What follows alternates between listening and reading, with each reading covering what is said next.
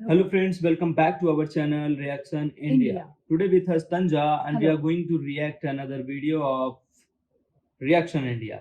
So आज का जो हमारा टाइटल है वो है Israel Hamas latest update. Basically आप सभी को पता होगा कि इस समय दो जगहों पे दो दो लोगों के बीच में बहुत ज्यादा कॉन्फ्लिक्ट हो रहा है और वो है एक लैंड को लेकर. तो उसके ऊपर कुछ लोग कह रहे हैं कि कुछ लोग हमास का समर्थन कर रहे हैं, फिलिस्तीन का समर्थन कर रहे हैं, कुछ लोग इजराइल का समर्थन कर रहे हैं. अब एक्चुअल में मेन मतलब मुद्दा क्या है और कौन सही है कौन गलत है, तो इस वीडियो में क्या है देखते हैं वीडियो, उसके बाद बात करेंगे कि एक्चुअल में पूरा मुद्दा है क्या. Let's go to video. दोस्तों, इजराइल और हमास के बीच वॉर को आज एक हफ्ता हो गया है. अब तक दोनों तरफ 3,000 से ज्यादा लोग मारे जा चुके हैं. 5 लाख लोग गाजा पट्टी छोड़कर जा चुके हैं. इजराइल गाजा पर 1,000 से ज्यादा हमले कर चुका है. उसने नॉर्थ गाजा के 10 लाख लोगों को 24 घंटे के अंदर इलाका खाली करने को कहा है. हमास अब भी इजराइल पर हमले से बाज नहीं आ रहा है. गाजा में न बिजली है न पानी. वहां हर दिन सैकड़ों लोग मारे जा रहे हैं. ईरान ने इजराइल को धमकी दी है कि अगर गाजा में हमले नहीं रुके तो वो भी युद्ध में शामिल हो सकता है. रशिया भी दबी जबान में गाजा में हो रही मौतों पर इजराइल को धमकी दे रहा है. चीन हर बार की तरह दूर बैठा तमाशा देख रहा है. लेबनान में बैठा हिजबुल्लाह सही वक्त आने पर लड़ाई में कूदने की बात कर रहा है. फ्रांस में किसी ने अल्लाह अकबर के नारे लगाकर एक टीचर का मर्डर कर दिया. चीन में भी एक और सिरफिरे ने इजराइल डिप्लोमेट को चाकू मार दिया. कुल मिलाकर हर बीतते दिन के साथ इजराइल और गाजा वाले इलाके में इतनी तबाही और इतनी टेंशन बढ़ रही है कि कभी भी कुछ भी हो सकता है. ऐसा लगता है कि दुनिया एक जलते हुए बम पर बैठी है जो कभी भी फट सकता है. डर और चिंता इस बात की है कि इस लड़ाई में एक तरफ इजराइल, अमेरिका, ब्रिटेन, फ्रांस और जर्मनी जैसे ताकतवर देश दिखाई दे रहे हैं, तो वहीं दूसरी तरफ अरब देशों के साथ रूस और चीन खड़े हैं. रूस और चीन अभी खुलकर इस मामले पर ज्यादा नहीं बोल रहे हैं, मगर फिलिस्तीन को लेकर रशिया और चीन का जो स्टैंड है उसे देखते हुए ऐसा ही लगता है कि अगर गाजा के हालात बिगड़े तो ये दोनों देश डायरेक्ट या इनडायरेक्ट तरीके से इस लड़ाई में कूद सकते हैं. और अगर ऐसा हुआ दोस्तों तो दुनिया में ऐसी तबाही मच सकती है जो आज से पहले किसी ने नहीं देखी होगी. हमास की एक करतूत की वजह से दुनिया में तीसरा वर्ल्ड वॉर हो सकता है. सारी दुनिया उथल पुथल हो सकती है. तो कहां पहुंची है इजराइल और हमास की लड़ाई? क्या गाजा पूरी तरह मिट्टी में मिल जाएगा? क्या इस युद्ध की वजह से तीसरा वर्ल्ड वॉर हो सकता है?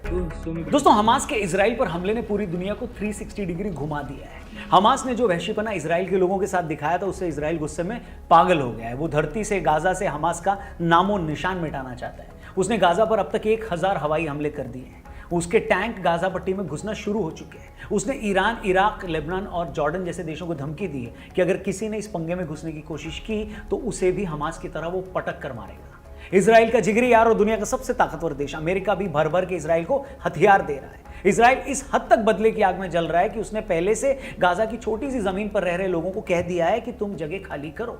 अब सवाल यह है कि गाजा पट्टी के साथ इजिप्ट लगता है जो कि फिलिस्तीन के लोगों को अपने यहां आने नहीं दे रहा है. पीछे समुद्र की सीमा है जहां इजराइल के जंगी जहाज पहले से खड़े हैं. इजराइल ने गाजा पट्टी के लिए पानी, बिजली, खाना सब बंद कर दिया है. लोगों के भूखे मरने की नौबत आने वाली है. डीजल खत्म होने के बाद जनरेटरों के दम पर चल रहे हॉस्पिटल्स भी बंद हो जाएंगे और दुनिया एक ऐसी तबाही देखेगी जो दुनिया ने पिछले 80 सालों में नहीं देखी होगी. हमास ने इजराइल के साथ जो किया उसके बाद किसी भी देश को गुस्सा आना जायज है, मगर अब इजराइल गाजा में जो कर रहा है वो भी सबको डराने लगा है. हमास के हमले पर कल तक ताली बजाने वाले मुस्लिम देश अब युद्ध रोकने की भीख मांग रहे हैं. कल तक इजराइल के लोगों की मौत का जश्न मनाने वाले आज इजराइल से गाजा के लोगों को बख्शने की बात कर रहे हैं. चीजें उस मुहाने पर पहुंच गई हैं जहां गाजा में अगर और जाने गई तो कई देशों को इसमें कूदना ही पड़ेगा और वहीं से फिर मचेगा तांडव. पिछले कई सालों में ऐसे हालात बन रहे थे जब लोग बार बार ये कह रहे थे कि ऐसा हुआ और वैसा हुआ तो थर्ड वर्ल्ड वॉर हो सकता है. लेकिन सच कहूं दोस्तों तो अभी इजराइल और गाजा में जो हालात हैं उसमें पहली बार सच में लग रहा है कि चीजें दुनिया के हाथ से बाहर जा सकती हैं. लड़ाई भले ही मिडिल ईस्ट में लड़ी जा रही हो मगर इसका असर पूरी दुनिया पर पड़ेगा. ऐसे में बहुत सारे लोग अब भी ये समझने में लगे हैं कि जब हमास को अच्छे से पता था कि अगर उसने इजराइल के इतने लोगों को मारा तो इजराइल उसे छोड़ेगा नहीं, तो ये जानने के बावजूद हमास ने ऐसा क्यों किया? क्या कोई है जिसके सपोर्ट में हमास ने ऐसा किया? क्या इसके पीछे ईरान है, वो ईरान जो इस बात से चिढ़ा हुआ है कि सऊदी अरब और इजराइल के रिश्ते नॉर्मल क्यों हो रहे हैं? ऐसे में उसने हमास के जरिए इजराइल पर हमला करवाकर पूरे अरब वर्ल्ड को इजराइल के अगेंस्ट कर दिया है. सऊदी अरब अब तक गाजा में जो हो रहा था उस पर खुलकर कुछ नहीं बोला, मगर ज्यादा दिन ऐसा चला तो सऊदी अरब को भी इजराइल के खिलाफ बोलना पड़ेगा. हिस्ट्री इस बात की गवाह है कि जब भी किसी मुस्लिम देश ने इजराइल के साथ रिलेशन नॉर्मल करने की कोशिश की है तो उस देश को टारगेट किया गया है. एक वक्त पर इजिप्ट ने 80 के दशक में इजराइल को मान्यता दी थी तो उसके हेड ऑफ स्टेट को मरवा दिया गया. अब सऊदी अरब इजराइल के साथ रिश्ते बना रहा है, तो इजराइल पर हमला करवा के सऊदी अरब को भी मजबूर किया जा रहा है कि वो भी बाकी मुस्लिम देशों के साथ आकर इजराइल के खिलाफ उनका साथ दे। कुछ लोग इसके पीछे रशिया का भी हाथ देखते हैं। लोग कह रहे हैं कि अमेरिका और वेस्टर्न कंट्रीज ने यूक्रेन को आगे करके रशिया को एक वॉर में ढकेल दिया। ऐसे में रूस भी चाहता था कि वो भी कुछ ऐसा वॉर फ्रंट खोले जहां वो अमेरिका और वेस्टर्न कंट्रीज को उलझा सके, ताकि इन देशों की ताकत को बांटा जा सके। और जिस तरह अमेरिका और यूरोप खुद आगे न आकर यूक्रेन को हथियार देकर रूस से लड़वा रहे हैं, उसी तरह रशिया भी ईरान और बाकी अरब देशों को हथियार देकर अमेरिका और उसके साथियों को वहां उलझा सकता है। अब इस वीडियो का सबसे इंपॉर्टेंट हिस्सा, इसे ध्यान से देखिएगा और सही लगे तो इसे और भी लोगों तक पहुंचाइएगा, शेयर करिएगा। क्योंकि इन सब के बीच जो इजराइल और हमास और गाजा में हो रहा है, इन सब के बीच जो लोग न 3 में है न 13 में, वो हमास का नाम लेकर ऐसे बिलबिला रहे हैं जैसे उन्हें किसी ने गर्म तवे पर बिठा दिया। ऐसे लोगों का पहले योगी ने अच्छा इलाज किया। उन्होंने ऐलान कर दिया कि जो भी आदमी फिलिस्तीन की सपोर्ट में सड़क पर नारेबाजी करता देखा गया, फिर वो कहीं और न दिखे तो हमें न कहना। कई और स्टेट में इजराइल और फिलिस्तीन की सपोर्ट और अगेंस्ट में रैली पर रोक लगा दी गई है। फ्रांस, जर्मनी, इंग्लैंड जैसे देशों में भी फिलिस्तीन के फेवर में रैलियां रोक दी गई है। मजे की बात यह है कि जॉर्डन, बांग्लादेश और 1-2 और मुस्लिम देशों को छोड़कर फिलिस्तीन के फेवर में ज्यादा रैलियां नहीं निकली। मगर जो लोग यूरोप, अमेरिका और भारत जैसे सेक्युलर कंट्रीज में बैठकर मौज काट रहे हैं, हमास का सपोर्ट करने की सबसे ज्यादा चुल इन्हीं में मची है। मेरी तो भारत सरकार से गुजारिश है कि जो भी आदमी सोशल मीडिया पर या सड़क पर हमास का सपोर्ट करता दिखे, उसका तुरंत पहली फुर्सत में एयर टिकट कटवाकर इजराइल से लड़ने के लिए उसे गाजा भेज दिया जाए। अरे यहां बैठकर क्यों अपनी आस्तीनें चढ़ा रहे हो भाई? जाना है तो वहां जाकर लड़ो जहां तुम्हारी जरूरत है। मगर नहीं, इन्हें उंगली नहीं, नाखून कटवाकर शहीद भी बनना है और करना भी कुछ। वहीं इजरायली लोगों को देखो, बाकी दुनिया में अगर किसी देश पर हमला हो जाए तो उस देश से बाहर बैठे लोग ये शुक्र मनाएंगे कि चलो यार, अभी हम वहां नहीं है, अपने देश में नहीं है, हमला हो गया, हम बच गए। लेकिन इजरायलियों का जज्बा देखो, 20-20 सालों से दूसरे देशों में रह रहे इजरायली अपने देश की तरफ से लड़ने के लिए ऑस्ट्रिया, इंग्लैंड, अमेरिका से इजराइल आ रहे हैं। जो इजरायली छुट्टियों पर गए थे वो अपनी छुट्टियां कैंसिल करके घर आ रहे हैं। जिन इजरायलियों ने इन हमलों में अपने बीवी बच्चों को खोया है, वो हमास से लड़ने जा रहे हैं। और दूसरी तरफ हमास के सपोर्टर्स की बुजदिली देखिए। कहीं फ्रांस में वो किसी बेचारे टीचर को मार देते हैं, वो टीचर जो दूसरों को पढ़ाने का काम करता था, जिसका इस लड़ाई से कोई लेना देना ही नहीं था। गाजा में इजराइल की बमबारी में कोई मारा जाए तो ये लोग अपनी छाती कूटते हैं कि देखो इजराइल आम लोगों को मार रहा है। मगर यही लोग जब फ्रांस, चीन में यहूदियों पर हमला कर रहे हैं, तब इन्हें समझ में नहीं आता कि बेचारे वो भी तो आम लोग ही हैं। इजराइल और अमेरिका के बाद जूस की सबसे ज्यादा आबादी फ्रांस में है। वेस्टर्न यूरोप में सबसे ज्यादा मुस्लिम फ्रांस में ही रहते हैं। इसी चक्कर में फ्रांस में रहने वाले यहूदी डरे हुए हैं। और तो छोड़िए, नॉर्थ लंदन में फिलिस्तीनियों की सपोर्ट में एक रैली के टाइम डर के मारे कुछ जूस स्कूल में ही बंद कर दिए गए वो बच्चे, क्योंकि डर था कि कहीं दहशतगर्द उन छोटे बच्चों को भी ना मार दें। मतलब ये लेवल है इन लोगों के जहर का। फिर इजराइल इस पे कुछ करता है तो आप इंसानियत और मानवता का पहाड़ा पढ़ने लगते हो। क्यों करते हो ऐसा? और भारत में रह रहे हमास के इन हमदर्दों का दोगलापन तो देखिए। ये भारत में रहकर दिन रात फिलिस्तीनियों के लिए ऐसे आंसू बहाते हैं, ऐसे आंसू जिसे देखकर मगरमच्छ भी शर्मा जाए। इनसे कश्मीरी पंडितों पर कोई सवाल पूछ लो तो इनका जरूरी फोन आ जाता है। ये फिलिस्तीन में इजराइल को घुसपैठिया बताकर उसे गाली देते हैं। मगर जब इनसे ये पूछ लो कि कश्मीर में असली घुसपैठिया कौन है, तो ये ट्विंकल ट्विंकल लिटिल स्टार गाने लगते हैं।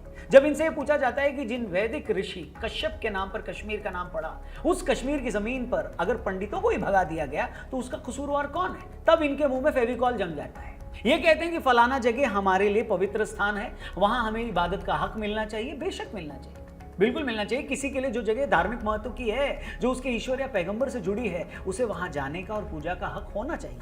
मगर यही बात तो हिंदू जब 500 साल से चिल्ला चिल्ला कर कह रहा था कि हमारे सबसे बड़े इष्ट भगवान श्री राम की जन्मभूमि पर हमें मंदिर बनाने का हक दो, तब ये बात किसी के समझ नहीं आ रही थी। हेलो, तब किसी को ये समझ नहीं आया और ये नहीं लगा कि यार जिस सेक्युलर देश के हम बाशिंदे हैं, अगर वहां की बहुसंख्यक आबादी अपने ही देश में भगवान राम की जन्मभूमि पर उनका मंदिर नहीं बनाएगी तो कहां बनाएगी?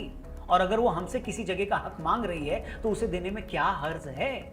इतने सालों तक हर तरीके से ये बात समझाई गई, मगर किसी के गॉड के लिए अपने आखिरकार सैकड़ों साल की लड़ाई के बाद अदालत के जरिए, और तो छोड़ो 2008 में सेंटर और कश्मीर की स्टेट गवर्नमेंट ने 99 एकड़ forest land Amarnath shrine board को ट्रांसफर की थी, ताकि वो हर साल आने वाले यात्रियों के लिए टेम्पररी शेल्टर बना सके। मगर कश्मीर के अलगाववादियों ने यह भी नहीं होने दिया। तब इन लोगों ने पूरे स्टेट में आग लगा दी और यह कहा कि हम श्राइन बोर्ड को ये जमीन नहीं देंगे। उन्हें इस बात का डर लग रहा था कि इस 99 एकड़ की जमीन के जरिए सरकार हिंदुओं को फिर से कश्मीर में न बसा दे। तब इन लोगों को दूसरे की धार्मिक भावनाओं का, यात्रा के लिए उनकी जरूरतों का ख्याल ही नहीं आया। तब किसी ने ये नहीं सोचा था कि बहुत सारे मुस्लिम देशों में हज के लिए सब्सिडी नहीं मिलती, मगर भारत उस विरले देशों में है जो मुसलमानों को हज के लिए सब्सिडी देता है। और हम उसी देश में यात्रियों की थोड़ी सुविधा के लिए उन्हें सरकारी जमीन तक नहीं देने दे रहे। इसीलिए, ठीक इसीलिए फिलिस्तीन के नाम पर, हमास के समर्थन के नाम पर भारत में जब कुछ लोग अपनी छाती कूटते हैं तो उनके दोगलेपन पर तरस आता है। हम ये पहले भी कह चुके हैं और फिर से मैं अंडरलाइन करता हूं कि फिलिस्तीनियों को उनका हक मिलना चाहिए। मगर जब आप हक की बात करते हैं तो फिलिस्तीनियों को ही नहीं, दुनिया में सताए हुए हर आदमी की बात करनी चाहिए। फिर चाहे वो हमास की गोली से मारा गया बेगुनाह इजरायली हो, गाजा में मारे जा रहे बेगुनाह फिलिस्तीनी हो, कश्मीर से भगाए गए पंडित हो, या पाकिस्तान में हर दिन टॉर्चर झेल रहा हिंदू। मगर जब आप एक तरह के जुल्म के खिलाफ आंखें मूंद लें और दूसरे के खिलाफ हो रहे जुल्म पर मुंह फाड़ लेते हैं तो दिल करता है आपके उसी फटे हुए और खुले हुए मुंह के अंदर आपका दोगलापन ठूस कर उसे हमेशा हमेशा के लिए बंद कर दो। खैर, ऊपर वाले से यही प्रार्थना है कि ऐसे दोगलों को अकल आए, इजराइल फिलिस्तीन का मामला जल्दी हल हो, दुनिया में बेगुनाह लोगों का मरना बंद हो और कोई भी धर्म या मजहब खुद को दूसरों के धर्म या मजहब से सुपीरियर समझना बंद करे। क्योंकि खुद को बेहतर या सर्वश्रेष्ठ मानने का मतलब है दूसरों को खुद से नीचा मानना, और यही सोच सारी दुनिया में हो रहे फसादों की असल जड़ है। फिलहाल इस वीडियो में इतना ही। थैंक यू वेरी मच इस वीडियो को देखने के लिए। तो बेसिकली मुझे यार ये वीडियो देख के ना, मुझे साफ साफ पहली बात तो देखो ये पता चल गया कि एक्चुअल में जो लड़ाई हो रही है ना, वो देखने में तो ऐसा लगेगा कि इजराइल और फिलिस्तीन के बीच में हो रही है, बट कहीं ना कहीं देखा जाए तो इसके पीछे कई देश शामिल है, बहुत ज्यादा है ना। कई देश शामिल है, क्योंकि अगर हमास ने इजराइल पर अटैक किया तो उसको उसका नतीजा भी पता था इसके बाद क्या होने वाला है। तो लेकिन अगर उसने फिर भी किया है, क्योंकि उसको पता था अगर मैं अटैक करूंगा तो मेरे यहाँ के लोगों को खाने पीने पानी के लिए भी तरसना पड़ जाएगा और इतनी बुरी सिचुएशन हो जाएगी, यहाँ तक कि लोग मारे भी जा सकते हैं। लेकिन फिर भी उसने हमला किया, तो कहीं ना कहीं उनको परिणाम का पता था ऐसा होना है, और फिर भी उन्होंने किया है, तो इसके पीछे किसी ना किसी का हाथ जरूर है, पहली बात तो। हाँ। और दूसरी बात, अगर जो है, और ये जो लड़ाई लड़ी जा रही है, ये पहली बात तो है कि धर्म के ऊपर है।